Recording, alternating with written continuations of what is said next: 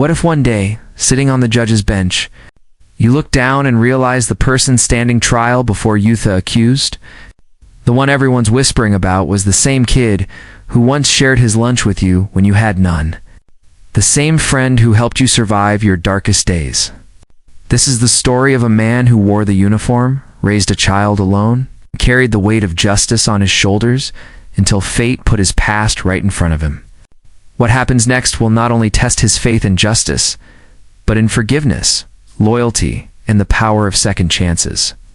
Stay with me till the end, because this one will change the way you see mercy forever. The courtroom was still, so quiet you could hear the faint tick of the clock on the far wall. Judge Marcus Kane adjusted his glasses, eyes scanning the thick stack of papers before him. Yet his thoughts were far away, lost in memories of sand, smoke, and silence.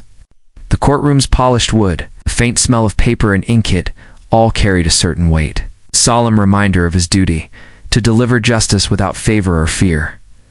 Marcus was a man of principles, a veteran who had seen the worst of war, a widower who had buried the love of his life, and a father who tucked his teenage daughter into bed each night with a silent promise that he would build a better world for her. But behind his calm voice and stern eyes, Marcus carried invisible scars. Nights haunted by the echoes of loss.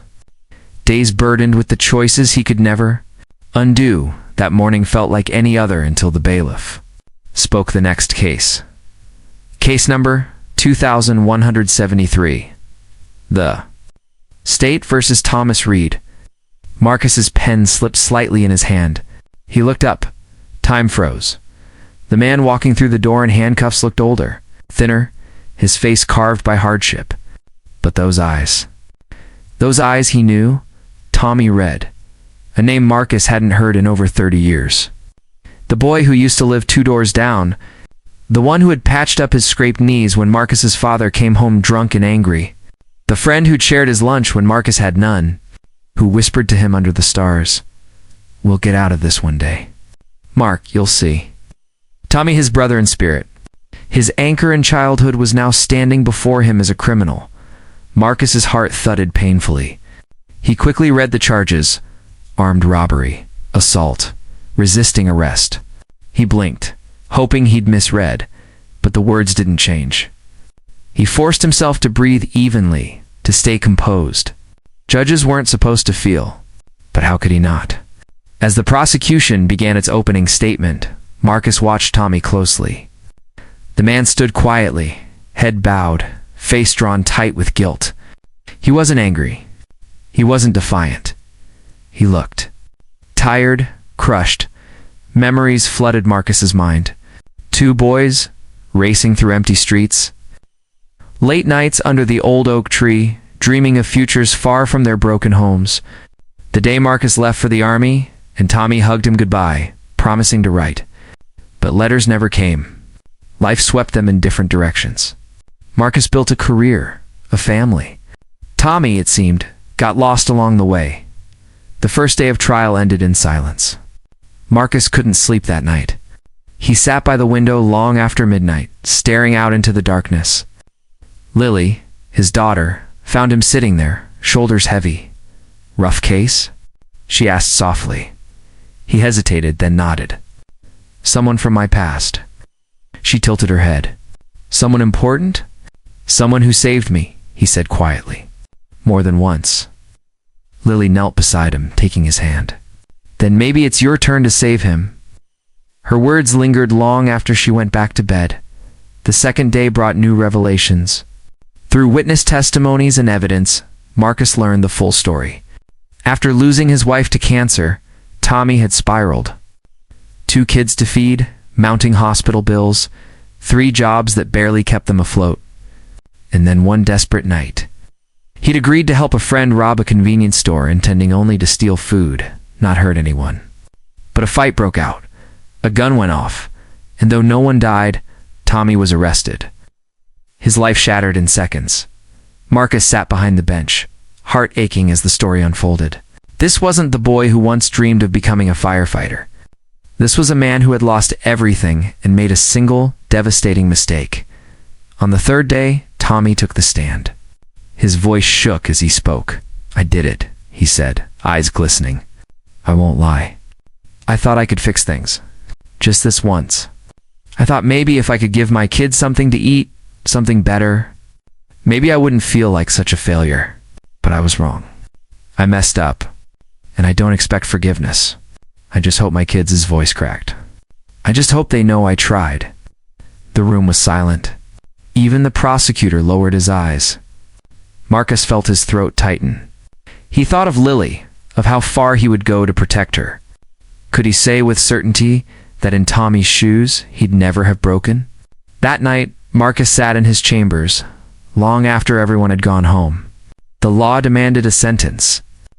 Justice demanded accountability. But his heart whispered another truth. Mercy was not weakness. It was courage. He closed his eyes and prayed quietly.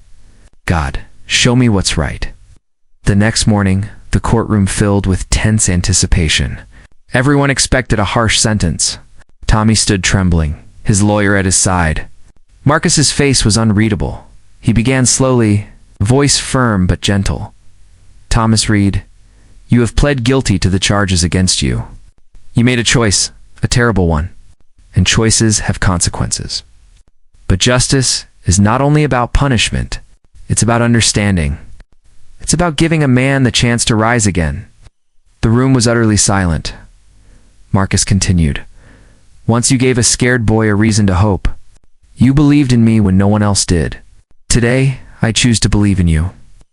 Gasps rippled through the courtroom. "I am sentencing you to 3 years of supervised rehabilitation, mandatory community service, and financial restitution. You will work with local outreach programs helping families who face the same struggles you once did. You will rebuild what you lost not with shortcuts, but with strength." Tears streamed down Tommy's face. Marcus's voice softened.